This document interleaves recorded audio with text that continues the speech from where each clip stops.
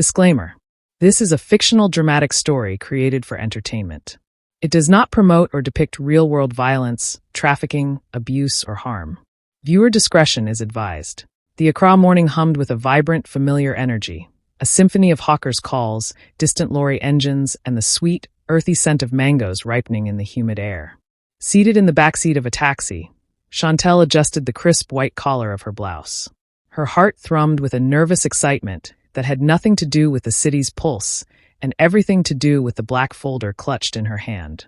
Today was the day. Her interview for a junior marketing position at the burgeoning Korean technology firm, Daehan Dynamics. She glanced at her reflection in the taxi's rearview mirror, smoothing down a stray lock of hair. Her eyes held a focused intensity. This wasn't just a job. It was a golden ticket out of unemployment and a stepping stone toward the wider world she longed to explore. The very thought of flying to South Korea, a place she'd only visited through K-dramas, sent a thrilling shiver through her. The taxi pulled up in front of the sleek, glass-fronted building that housed Daehan Dynamics. It rose proudly against the Accra skyline, a gleaming beacon of modernity. Taking a deep breath, Shantel paid the driver and stepped out. Inside, the lobby screamed power and luxury. A polite, impeccably dressed Korean receptionist with a name tag reading Lisa smiled warmly. "Good morning. You must be Ms. Asante." "Yes, that's me. Shantel Asante. I'm here for the marketing assistant interview." Shantel offered a bright, confident smile. "Welcome," Lisa said. "The interview room is ready for you, 3rd floor, room 305. When you get to the door, just step inside and have a seat in the chair placed in front of the panel's table. The interviewers will join you shortly." "Thank you," Shantel replied.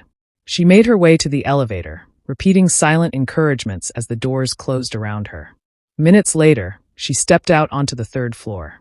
The hallway was just as luxurious as the lobby, but eerily quiet, with no visible staff moving about. Room 305 waited at the very end, its door a solid slab of dark wood. Straightening her shoulders, Shantel took one last steadying breath and pushed the door open and paused. The room was spacious and well-lit, with floor-to-ceiling windows that offered sweeping views of Accra. When Shantel stepped in, she felt that something was wrong about the room, but she sat anyway to wait for her interviewers. 5 minutes later, as she waited, she suddenly felt that something was wrong with the air. It now smelled like overripe peaches mixed with something unsettling. She looked up and saw a faint, milky white mist swirling from a vent in the ceiling. She immediately sprang up from her chair and rushed to the door, trying to open it, but she realized it was locked. She banged on the door as she screamed for help. "Help! Help! Anybody, please!" But she knew no one would come. This had all been a trap, and she had walked directly into it. She should have listened to her instincts. The sweet smell grew stronger, filling her lungs and making her head swim. Her vision blurred at the edges. Minutes later, the last thing she saw and heard before darkness swallowed her whole was the door opening and 3 Korean men in black suits stepping in. One of them said, "Choi Sik-jun is going to be happy having her." Then she was completely gone. Hours later, Shantel woke to a throbbing headache and a sickening sense of disorientation. The air was cold, and it smelled faintly of disinfectant and damp concrete. When she tried to move, she realized she was lying on a thin mattress on the floor, and her wrists and ankles had been tied. Her heart hammered against her ribs, a frantic drumbeat against the silence. Her voice caught in her throat as she whispered, "Hello? Is anyone there?" No answer. Only the oppressive stillness. Hours bled into an indeterminate stretch of time. Hunger gnawed at her stomach, and thirst burned her throat. She tried to yell, to kick, to fight against the unseen walls, but exhaustion dulled her movements. Fear coiled in her gut. Where was she? Who had done this? Finally, a faint click echoed in the silence, followed by the distant murmur of voices. Her body tensed, every muscle rigid. A sliver of light, harsh and sudden, pierced the darkness as the metal door creaked open. 2 Korean men in black suits entered. They didn't speak to her as they untied her with rough efficiency. Shame and helplessness washed over her as they led her out of the small room and up a staircase. They walked for minutes before stopping at a luxurious door made of dark wood, carved with intricate, menacing patterns. One of the men knocked, a deferential tap. A voice from inside, smooth and cultured, beckoned them in. Shantel was pushed forward. The room she entered was vast and opulent. A man sat behind a large mahogany desk, his back to the window. He was impeccably dressed in a dark, tailored suit, his posture radiating power. As he turned slowly in his chair, Shantel felt a jolt of alarm. He was handsome in a severe, almost chilling way. His features were sharp, his eyes a startlingly cold shade of dark brown, almost black, that seemed to dissect her with a single glance. This was the face of a predator. So, the little bird has finally arrived. His voice was low, melodic, yet utterly devoid of warmth. It sent a shiver down her spine. My name is Choi Seok-jun. It's a pleasure to finally meet you, Shantel Asanti. Shantel's mind raced, searching for an explanation, a way out. Where the heck am I? And why have I been brought here? Her voice, though trembling, held a surprising edge of defiance. Seok-jun leaned back in his chair, a faint, almost imperceptible smirk playing on his lips. Demands I hear? Well, you are in Seoul. And the reason you are here is because I acquired you. Consider it a strategic acquisition. He steepled his fingers, his gaze unwavering as he continued. You have no demands here. Only obedience. The words hit her like a physical blow. Acquired? Obedience? Her stomach churned. I don't understand. I was supposed to have a job interview. This is kidnapping. Seok-jun chuckled, a dry, humorless sound. Kidnapping? Such a crude term. Let's call it a necessary relocation. Your beauty, your intelligence, your spirit, all caught my attention. And when something catches my attention, I obtain it. He paused, his eyes sweeping over her in a possessive, unsettling appraisal. You've been curated for me, Shantel. From Accra to here. A long journey, but worth every penny. Shantel stared at him, horror dawning. Curated? Obtained. She was a human being, not an object. You can't do this. I have family. They'll look for me. The authorities. Authorities. Seok-jun cut her off, his voice hardening slightly. Let me assure you, Ms. Asanti, no one is going to be looking for you. Your trail has been meticulously erased. To the world, you simply vanished. A tragic disappearance, perhaps. His words choked the air from her lungs. She felt the ground drop out from under her. The thought of her mother and her two siblings, imagining their frantic worry, brought a fresh wave of despair. Tears welled in her eyes, hot and stinging. Seok-jun watched her, an almost clinical interest in his gaze. Tears? Such a waste. You'll find they serve no purpose here. What you need to understand, Shantel, is that your old life is gone. Your existence now is tied to mine. He rose slowly from his desk and walked around to stand before her. He reached out, his finger tracing the line of her jaw. His touch was cold, detached, yet it sent a jolt of revulsion through her. You will learn to adapt. You will learn to please me. I am a man of considerable influence. And I am capable of great kindness and equally great cruelty. The choice of which you experience, my dear, rests entirely on your cooperation. His words were poison, seeping into her very soul. Shantel flinched away from his touch, her body trembling uncontrollably. She was trapped. In a foreign country, held captive by a man who spoke of her as property, who possessed the power to make her disappear. The sheer enormity of it threatened to shatter her. Seok-jun's eyes narrowed slightly, a flicker of something almost predatory in their depths. Resistance, I assure you, will only make things harder for you. And I have no patience for difficult women. He stepped back, gesturing to the two men who had brought her in. Take her to her room, and ensure she understands the terms of her new life. One of the men grabbed her arm, his grip bruising. Shantel tried to pull away, a choked cry escaping her lips, but he was too strong. She was dragged out of the opulent office, her mind reeling, her body heavy with a terrible, suffocating dread. The last thing she saw before the door clicked shut was Choi Seok-jun, still standing by his desk, watching her go, a possessive, triumphant gleam in his cold, dark eyes. The room they led her to was a luxurious prison. It was a well-appointed bedroom, tastefully decorated with expensive furniture and soft lighting, but every window was barred, and every door was locked from the outside. After she was unceremoniously pushed inside, the heavy door slammed shut, the click of the lock echoing with finality. Shantel stood in the center of the room, her body trembling, her mind a frantic vortex of fear and despair. Tears streamed down her face, hot and silent. Her meticulously planned life, her dreams, her family, all ripped away in an instant, replaced by this chilling, inexplicable nightmare. The first few months blurred into a relentless cycle of psychological torment. Shantel, once vibrant, loud-laughing, stubbornly alive, began to fade under Choi Seok-jun's cold, calculated control. He didn't rely on chains or beatings to break her spirit. No, His methods were quieter, colder, far more suffocating. He filled her days with training, not to improve her, but to reshape her. Language instructors drilled 5 new languages into her mind every day, from morning until dusk. Poise coaches taught her how to sit, stand, speak, serve, greet, entertain. Every movement scripted, every gesture rehearsed. Etiquette trainers corrected the slightest misstep, repeating lessons until her muscles remembered them even when her heart refused to. Then there were the psychological activities, designed not to build her, but to bend her. Hours spent in silence to learn obedience. Forced journaling where she had to write that she deserved nothing unless he gave it. Mirror exercises where she stood and repeated phrases that stripped away her self-worth. Daily assessments where any hesitation, any tremble in her voice, any hint of resistance, was met with punishment, swift and severe. A camera watched her every moment. It never went off even when she slept. Every evening, Seekjun visited her room. Always unannounced. Always calm. Always with the same quiet cruelty. He would sit, cross his legs, and test her on the day's lessons. Correct her pronunciation. Make her repeat phrases. Force her to kneel and answer questions he already knew she feared. Every word was a weapon, each syllable cutting deeper into her sense of self. Her routine belonged to him.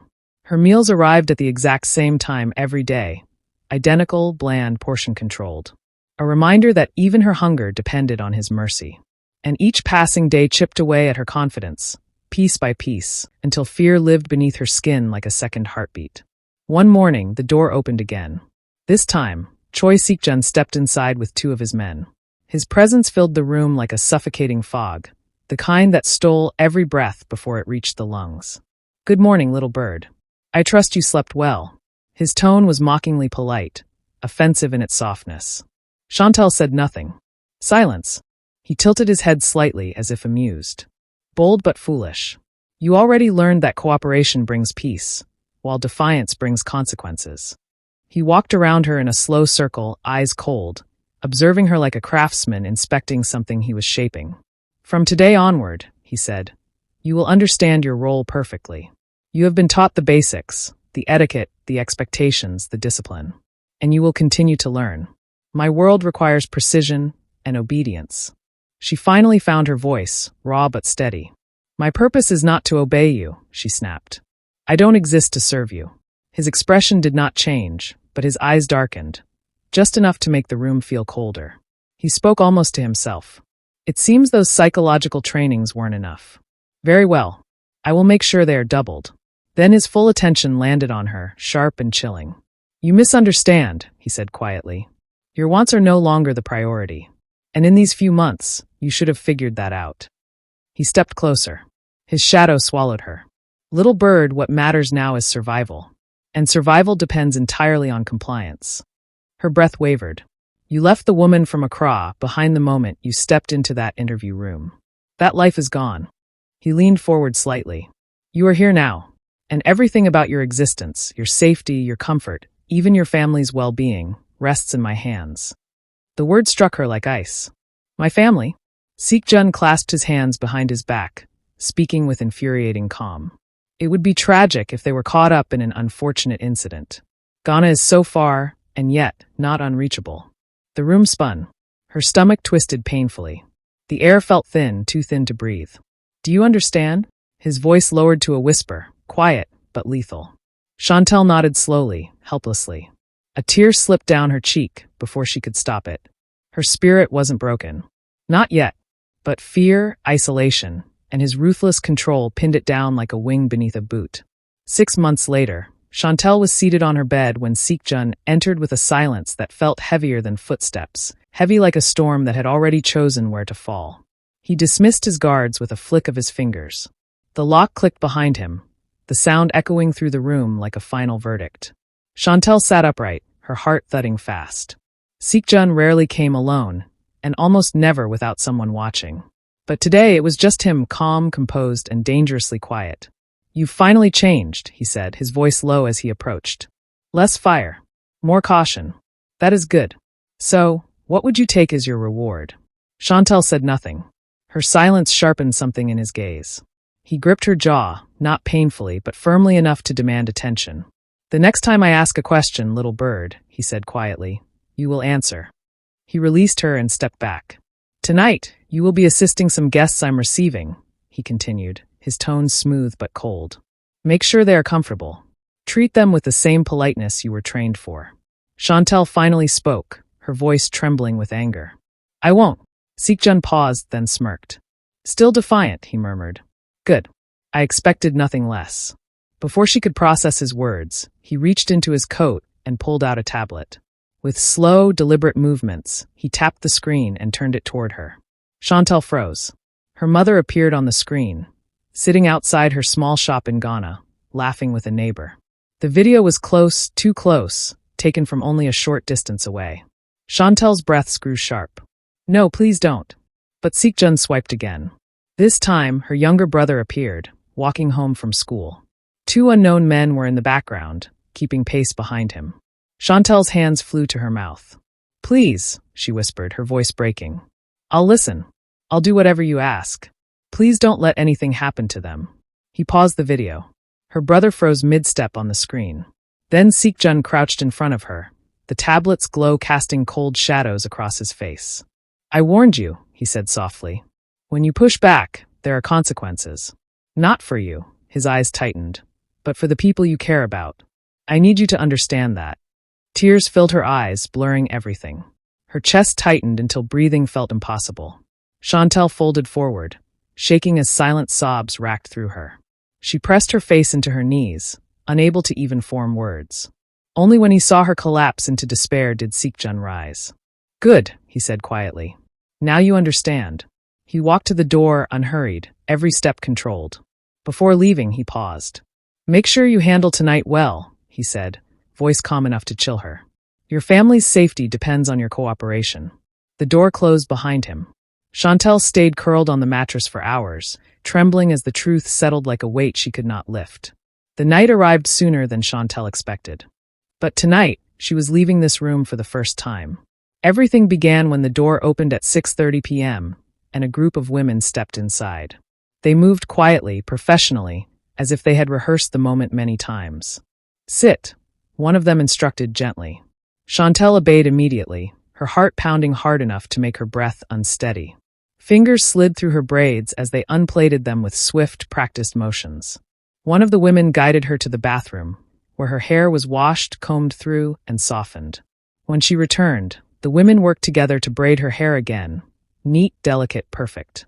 Brushes swept across her cheeks, cool powders and warm creams blending into a flawless glow. Another woman slipped a dress over her, a dark, shimmering fabric that clung to her waist and flowed elegantly around her legs.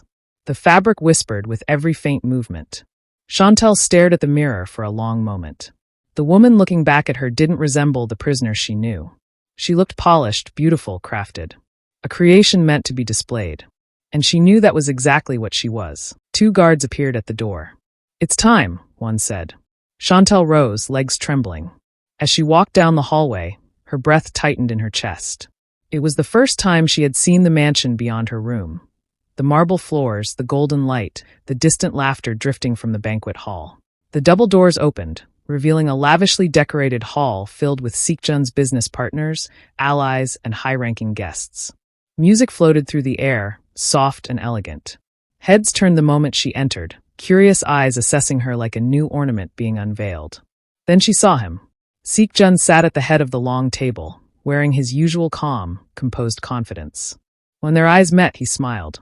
Not kindly, but with a quiet satisfaction, as though admiring something he had built with meticulous effort. "Begin," he mouthed. Shantel inhaled sharply and stepped forward. She did everything she had been taught. How to pour wine without trembling, how to glide between tables, how to keep her back straight and her eyes lowered, how to smile only when required. She served dishes, refilled glasses, guided guests to their seats, and even performed the short, graceful dance she had practiced under strict supervision. The guests applauded. Some whispered to each other. Others watched her with interest. The hall felt like a stage, and she was the carefully shaped performance. From the corner of her eye, she saw Seekjun watching her the entire time. His expression remained unreadable, but the slight nod he gave her made one thing clear. This was the result he wanted. This was the purpose he had carved into her life. When she moved close to his table to place a drink beside him, he leaned slightly toward her, his voice low enough for only her to hear. "Perfect," he murmured. "This is what I trained you for." A cold shiver ran through her. She bowed her head and moved away, obeying silently. The night continued with music, conversation, and the heavy, unblinking weight of Seekjun's gaze tracking her every step. Shantel kept smiling, kept serving, kept moving exactly as she had been taught. There was no fight left in her. No resistance. No hope. 2 hours later, the last guest had departed, and the hall returned to silence. Shantel's limbs ached from hours of standing, serving, smiling, joking politely with some guests, and performing exactly as she had been trained. She remained composed, folding her hands in front of her as the guards escorted her back through the long, ornate corridors. The golden light from the chandeliers reflected across the polished floors, but she barely noticed. Her mind was blank, her thoughts muted into a dull quiet. When they reached her room, the guards opened the door and stepped aside, letting her walk in. As she crossed the threshold, she stopped. Seekjun was already inside, standing near the small table where a neat stack of books had been placed. Without a word of praise or warmth, he gestured toward them. "For you," he said. His voice held no change in tone, calm, businesslike, indifferent. Shantel looked at the books, reading the titles without feeling. Etiquette manuals, hosting guides, history volumes, and a few collections of poetry. Nothing comforting. Nothing personal. Nothing meant to inspire. Simply tools, another extension of her training. She picked them up and placed them on the edge of her bed with steady, controlled movements. There was no gratitude, no curiosity, not even resentment. Only silence. "They are to occupy your time," Seekjun continued. "Do not mistake them for entertainment. Learn what you will or do not. It makes no difference. Your duty remains the same." With that, he turned and left the room, closing the door behind him. The lock clicked softly, sealing her inside her quiet confinement.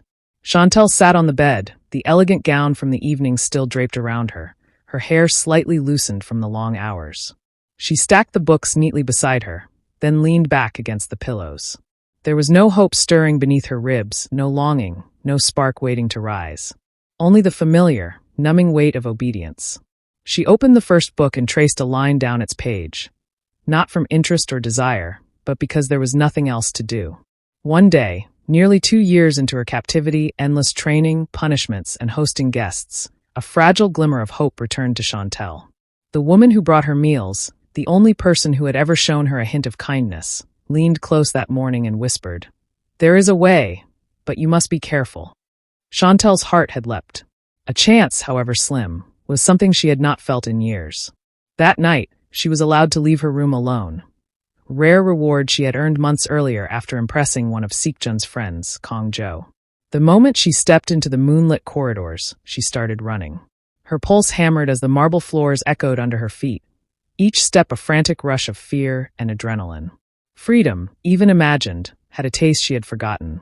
But luck was not on her side. A guard spotted her. "Escape! She's running!" Shantel froze, breath catching painfully in her throat. Panic surged through her body, pushing her legs to move faster than she could control. She turned sharply around a corner near the storage wing and collided with a sharp, rusted metal hook jutting from the wall. Pain exploded across her face. Blood filled her eyes instantly, warm and blinding. She collapsed, the world spinning away into a suffocating darkness before she could even cry out. When consciousness returned the next morning, everything was silent. Everything was dark. Heavy, warm bandages wrapped tightly around her eyes, pressing against her skin. She tried blinking, but there was nothing, not even the faintest hint of light. Then she heard the whispers. They were faint at first, then it clearer, drifting through the haze of pain. "She's permanently blind," a voice said. Another added softly, "Both eyes, there's no saving them." The words hit harder than the impact from the night before. Her heart sank, heavy and cold. Yesterday's accident, the hook, the collision, had taken the last thing she had left, her sight. When Seekjun entered later, the room thickened with tension. He did not yell. He did not punish her. He didn't need to. The accident had already done what fear alone could not.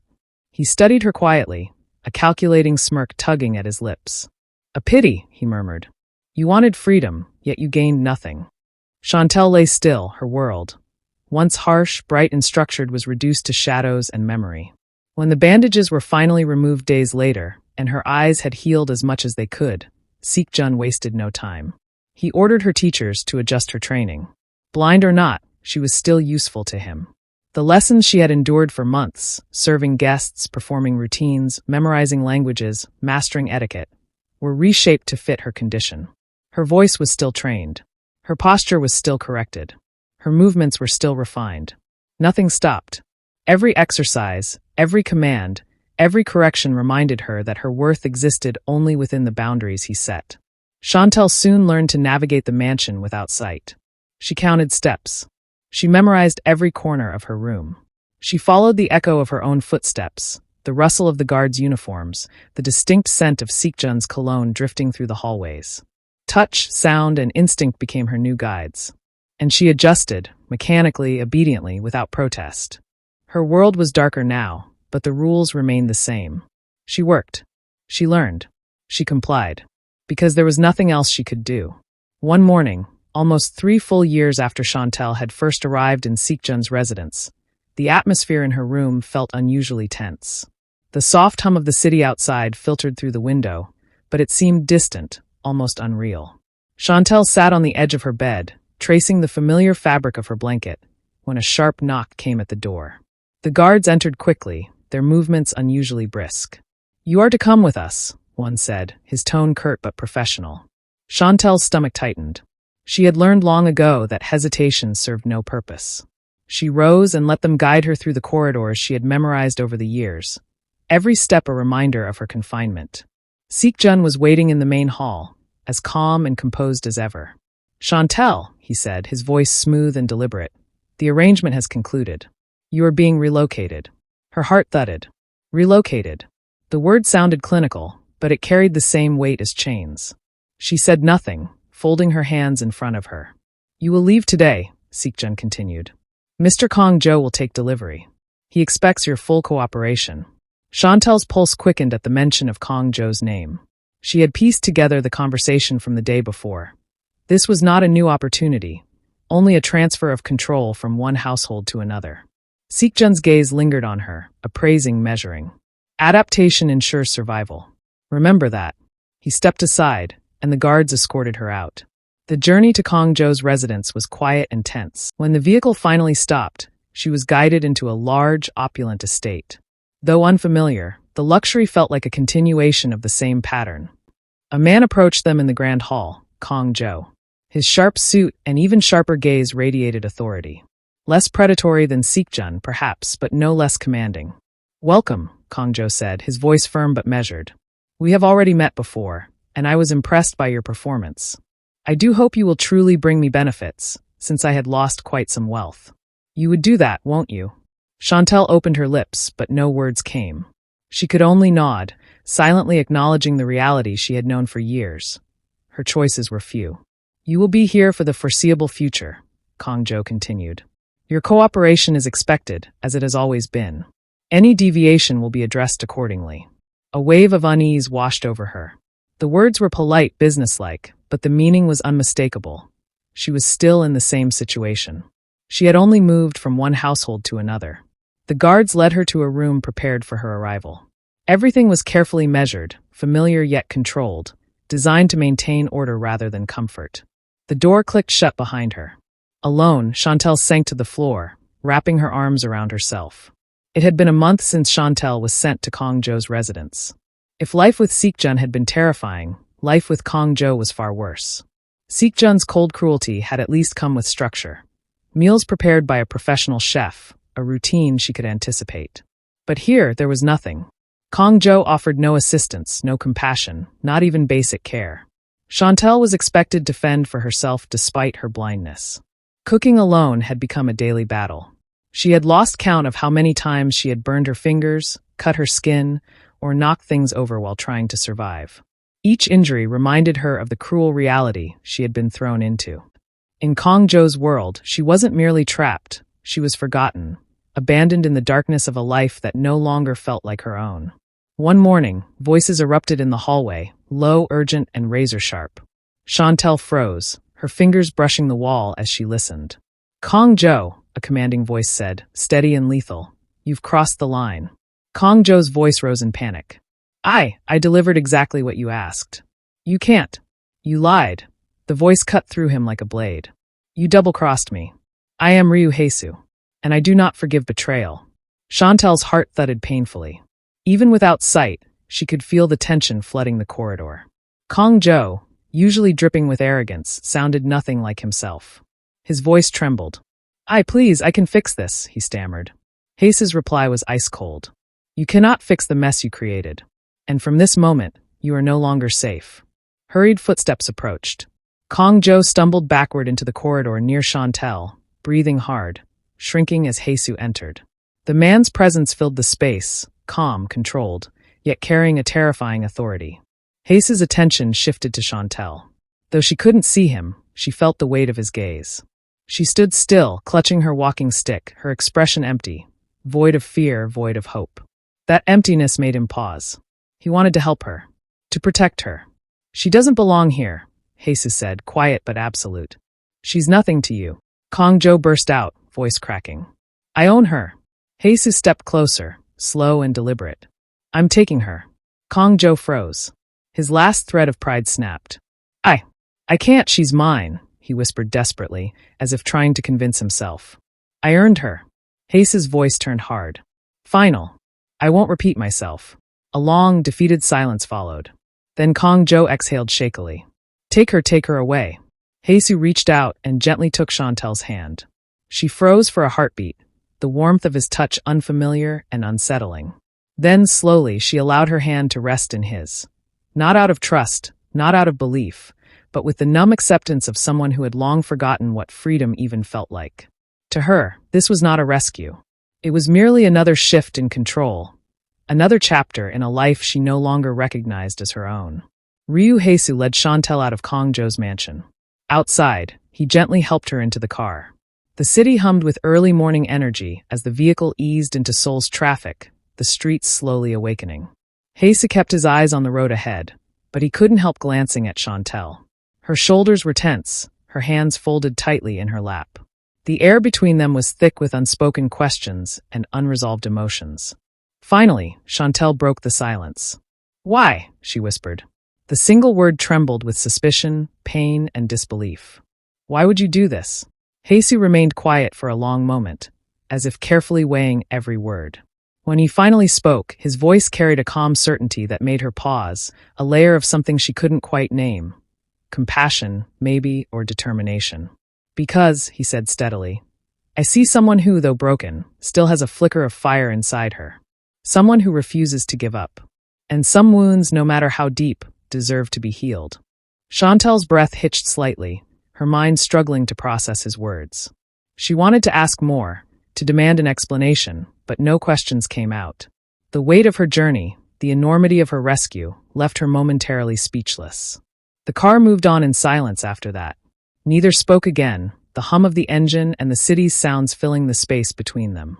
The road ahead seemed endless, but for the first time in a long while, Shantel felt a tiny spark of something she hadn't felt in years: hope. Thanks for watching. I hope you enjoyed episode 1 of this story. If you did, please don't forget to like, comment, and subscribe. See you in the next episode.